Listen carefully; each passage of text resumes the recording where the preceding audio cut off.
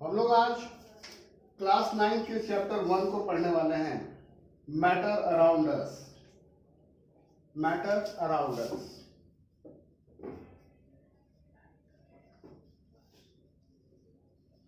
सबसे पहले ये बात आता है कि ये मैटर किसे कहते हैं। तो anything that occupies space and has मास। किसी भी चीज में अगर वो स्पेस ऑक्यूपाई करती है और उसमें मास होता है तो हम उसे मैटर कहेंगे। अब सवाल यह है कि क्या जिस चीज को हम देख पा रहे हैं उसके अलावा जो चीज दिखाई नहीं पड़ रही है उसको हम कैसे कैटेगराइज करेंगे। सपोज कर लीजिए एयर, मैंने कहा एयर, हवा, एयर, क्या ये मैटर है? यस और नो? Yes, कैसे? because it occupies space and has mass in it. How you can prove it? कि it occupies space? If you fill a balloon with air, it हाँ, when we fill a balloon, it expands. In this way, it is proven that air occupies the space. And how you are going to prove that it has mass as well? if we hang two balloons, One which is filled with air and one which is empty, we see that the balloon which is filled with air is heavier. यानी अगर एक तराजू में, सबसे पहले तो अगर एक बैलून को लें तो अगर उसमें हवा भर देते हैं तो वो फूल जाता है, और अगर एक तराजू ले लें और उसमें एक तरफ एक ऐसा बैलून लगा लें जो फूला हुआ है और एक तरफ एक ऐसा बैलून लगा लें जो फूला हुआ नहीं है, तो हम देखेंगे ये हेवी है। तो इसका क्या मतलब है कि द्रव्यमान, मास और स्थान यानी space, these are the two features that defines a matter. Okay, up to this it is clear. Now the second is पदार्थ कणों से मिलकर बने होते हैं। Matter is made up of particles. कणों से मिलकर बने होते हैं मतलब पार्टिकल्स। कैसे? आप कैसे कह सकते हैं?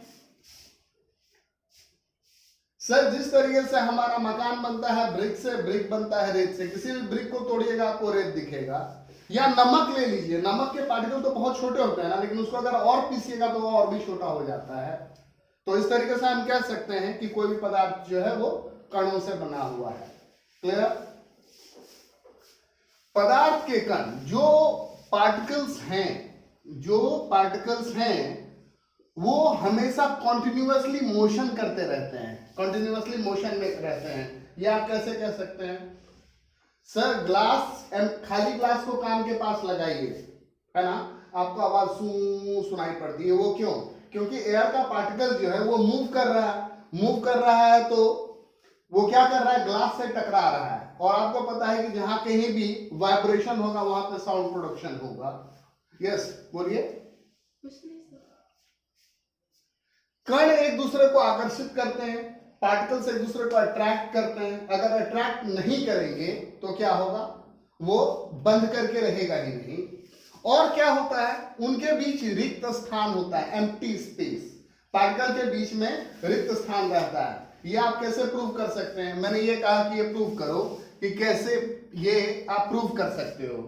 सर, एक गिलास पानी ले लो और उसमें नमक घोलो। अगर स्पेस नहीं होता तो वो नमक घुलता क्या? नहीं। स्पेस है तभी तो। नमक डालेंगे तो उससे लेवल उठता नहीं है, घुलने के बाद लेवल उठता नहीं है।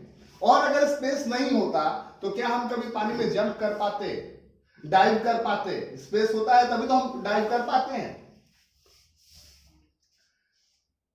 अब जितने मैटर हैं उनको 3 कैटेगरी में क्लासिफाई किया गया है। कौन कौन से वो कैटेगरी हैं हम जरा उसकी बात कर लें। तो अगर ये क्लासिफिकेशन हम देखें तो वो 3 कैटेगरी में है, और वो 3 कैटेगरी क्या क्या है उसके बारे में हम बात करेंगे। तो सबसे पहले तो सॉलिड, लिक्विड और गैस।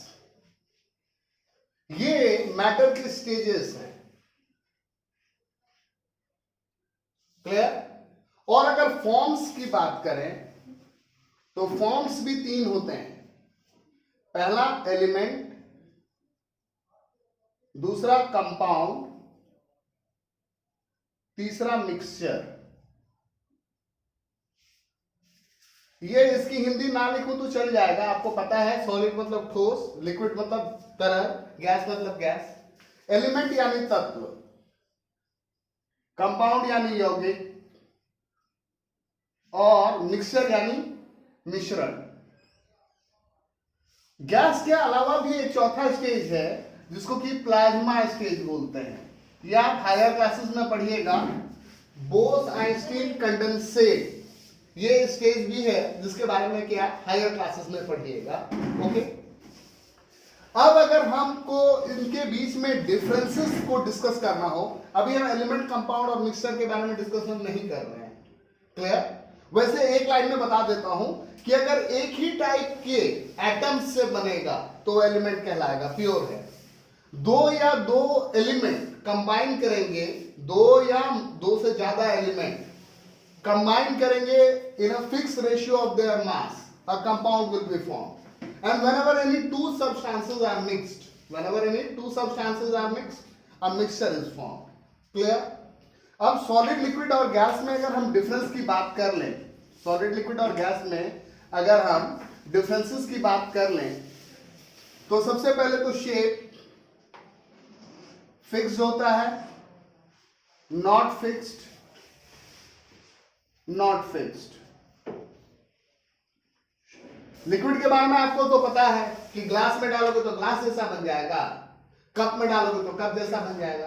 गैस के साथ भी एक अगरबत्ती जलाओ, उसका पूरा धुआं एक बॉटल में रख दो तो बॉटल में आ गया, खोल दो तो पूरे रूम में है, दूर से पता चलेगा कि अगरबत्ती की स्मेल है।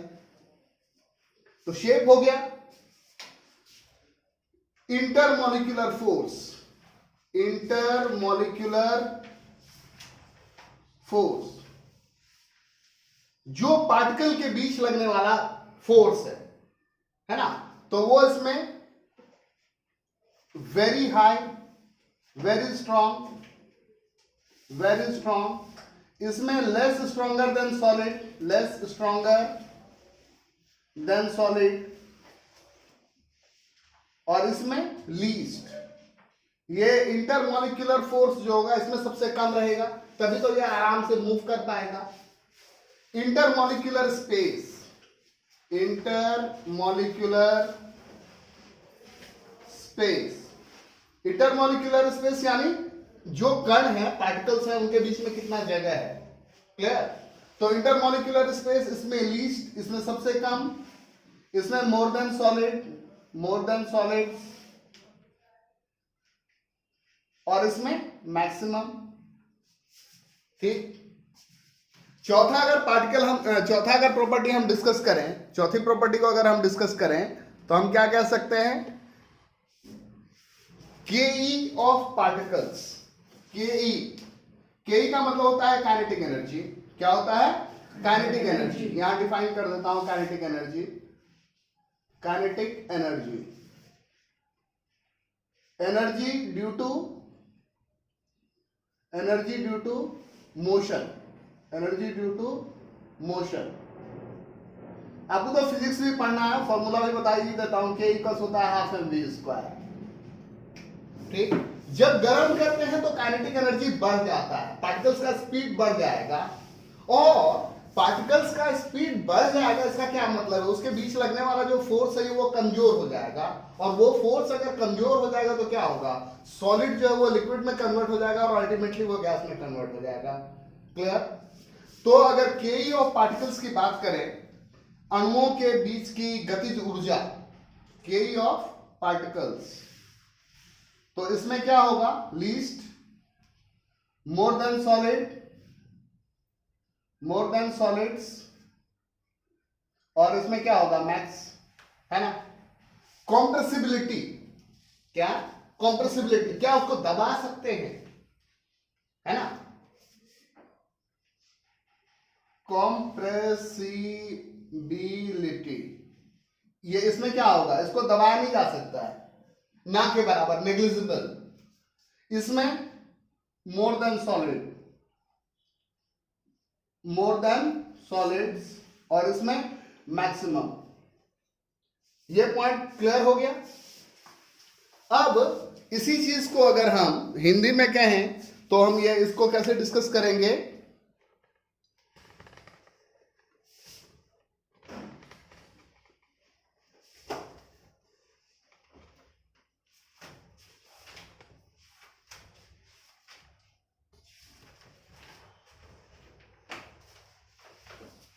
तो ठोस अवस्था में क्या होता है? आकार व आयतन निश्चित होता है।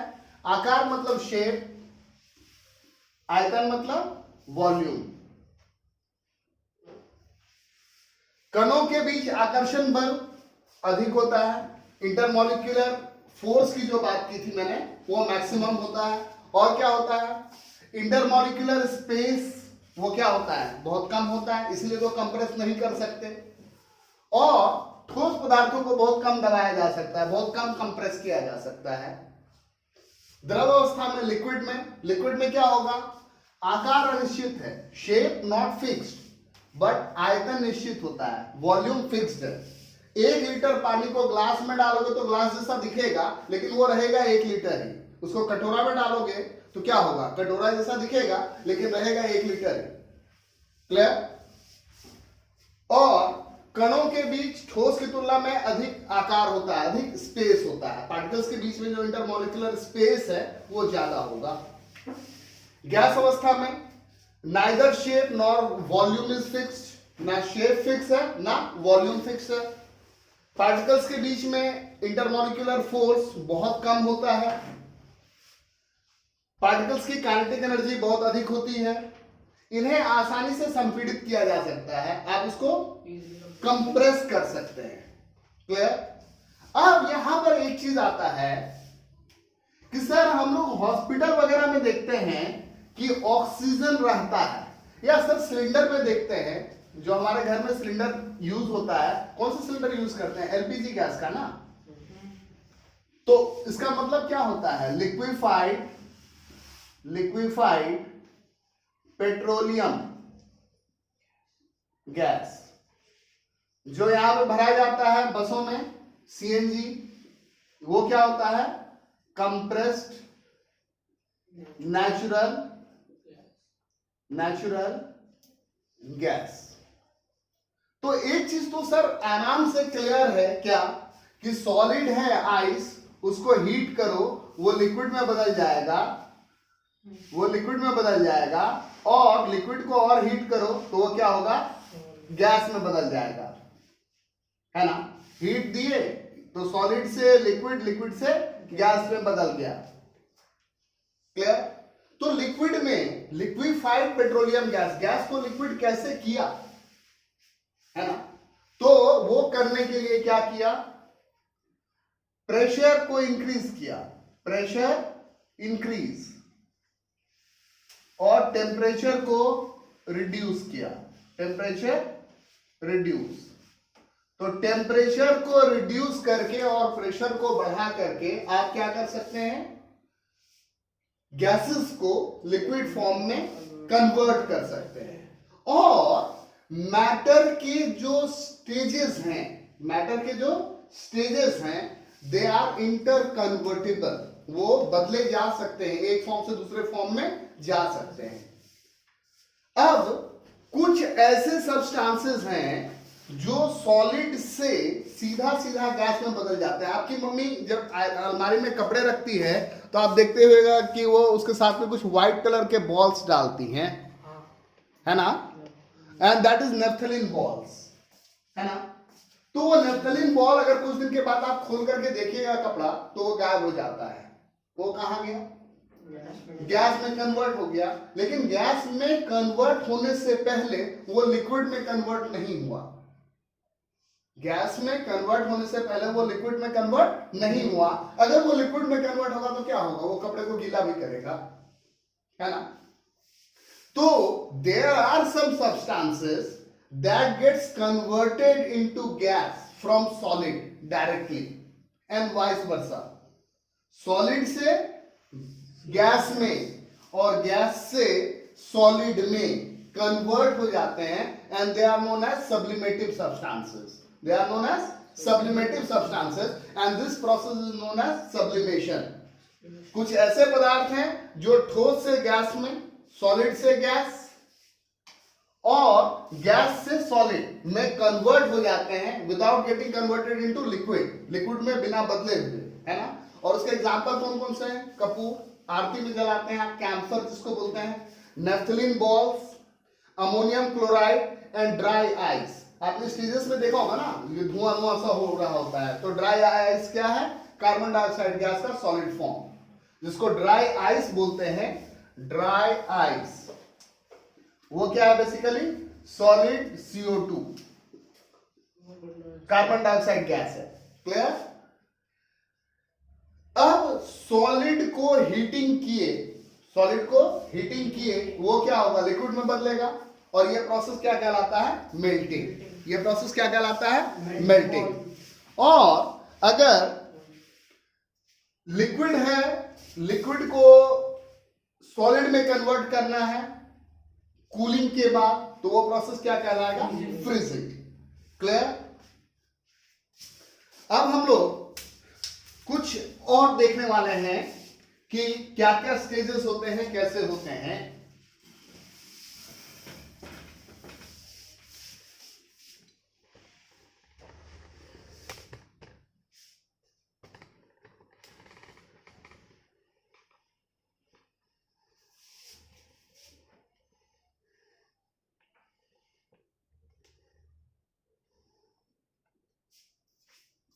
गैसीय अवस्था से द्रव अवस्था में बदलना संघनन कहलाता है, कंडेंसेशन.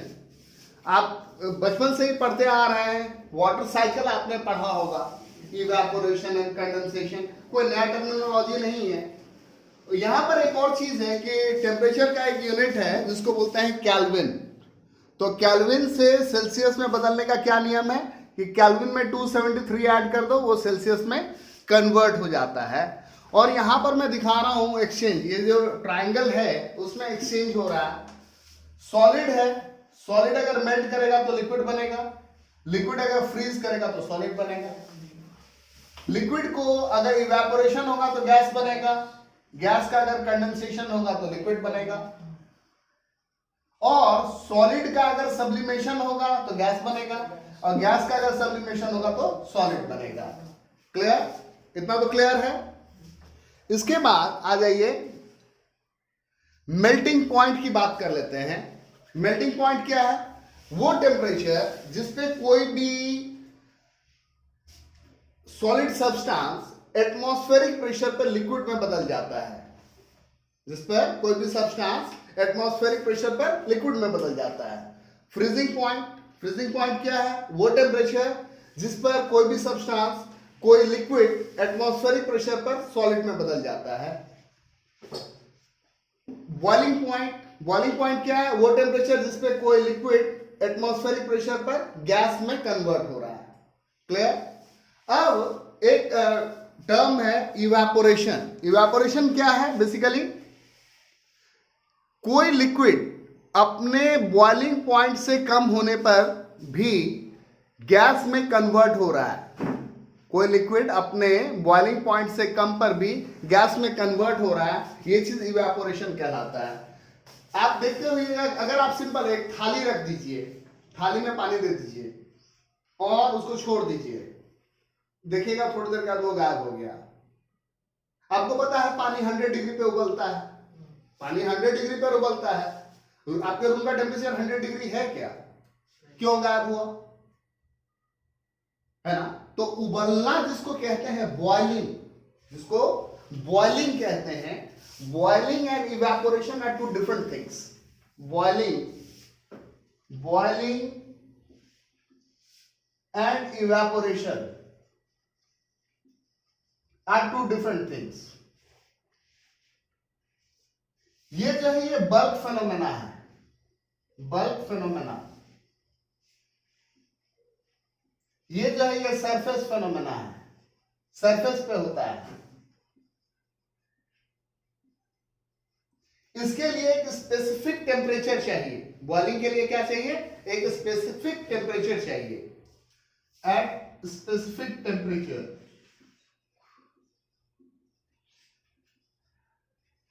ये खास तापमान पे ही होगा, ये at any temperature.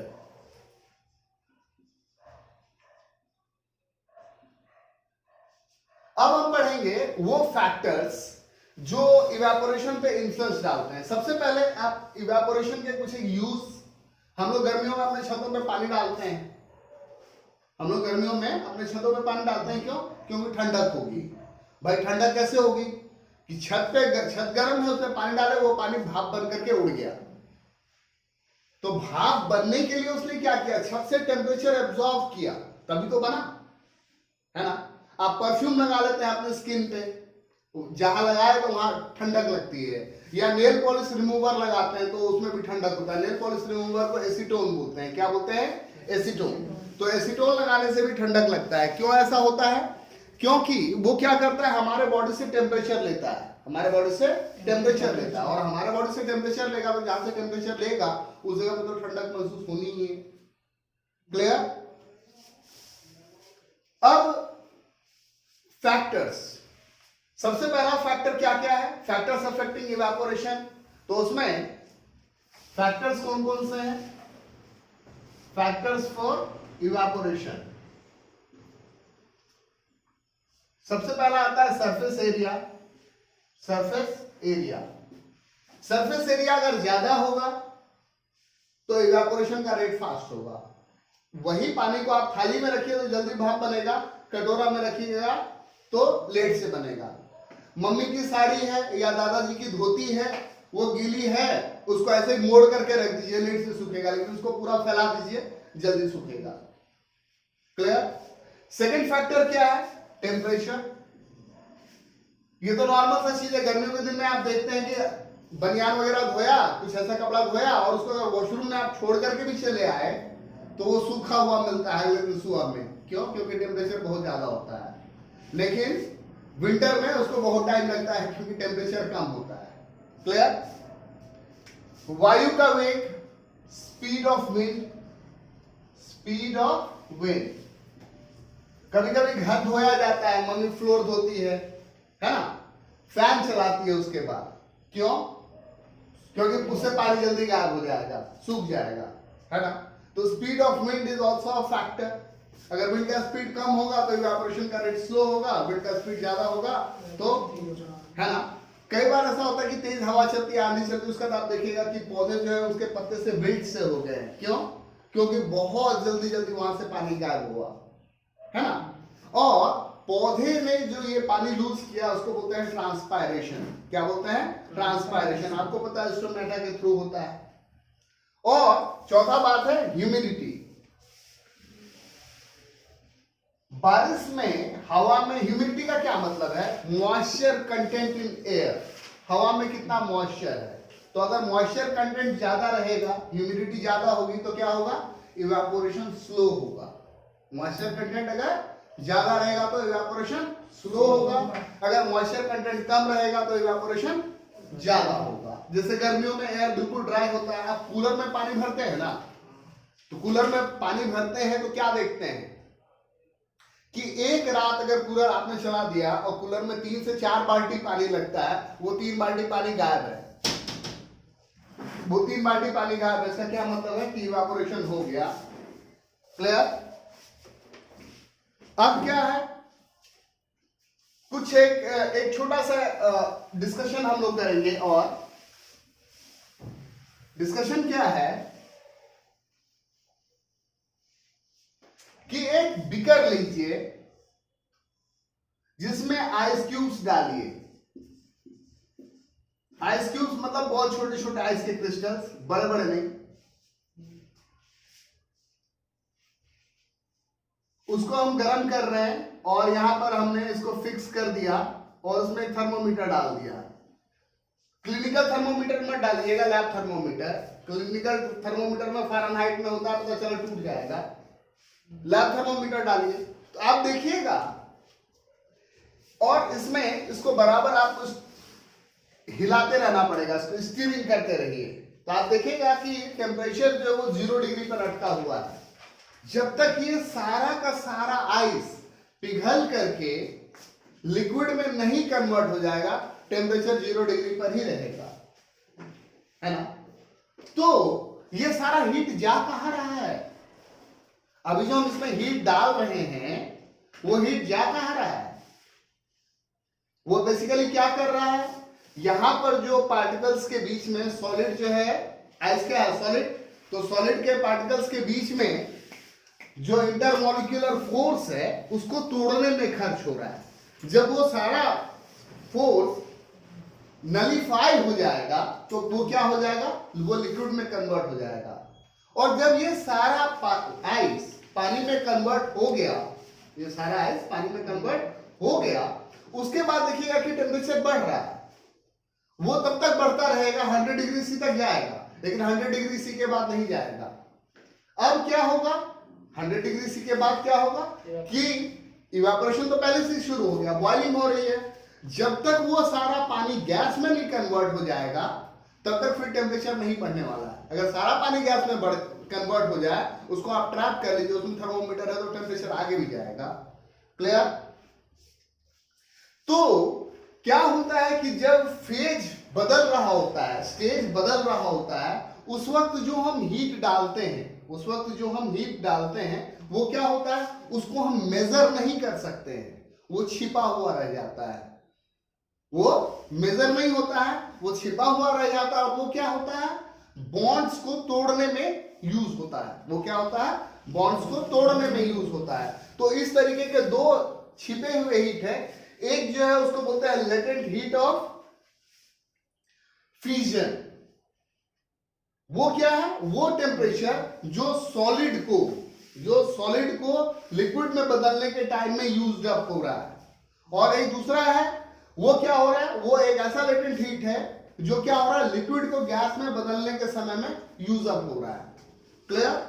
और उसी के वजह से 0 डिग्री सी पर आइस है और 0 डिग्री सी पर वाटर है। तो ये आइस बेटर कूलिंग एजेंट है, आइस ज्यादा अच्छा ठंडा करेगा। और 100 डिग्री सी पर वाटर है और 100 डिग्री सी पर वेपर है। तो ये वेपर यानी वाष्प जो है वो बेटर हीटिंग एजेंट होगा।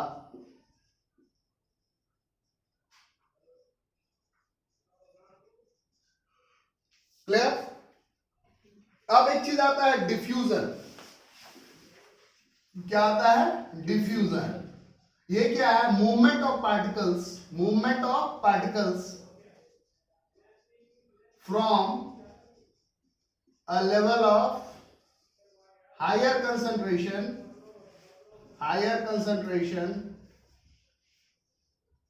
to lower concentration, है ना। अधिक सांद्रण से कम सांद्रण की ओर मूवमेंट, और ये चीज गैसेस में ज्यादा है ना। इसी की वजह से आप गर्म खाने की खुशबू दूर तक महसूस करते हैं, या अगरबत्ती का स्मेल आपको पता चलता है, या परफ्यूम का स्मेल आपको पता चलता है। क्लियर? तो इस तरीके से हम लोगों ने मैटर अराउंड अस चैप्टर जो है हमारा लेसन 1, उसके बारे में प्रिलिमिनरी डिस्कशन किया। अब आप क्वेश्चन आंसर बनाइए, जो डाउट है वो कमेंट करके पूछ सकते हैं। Thank you.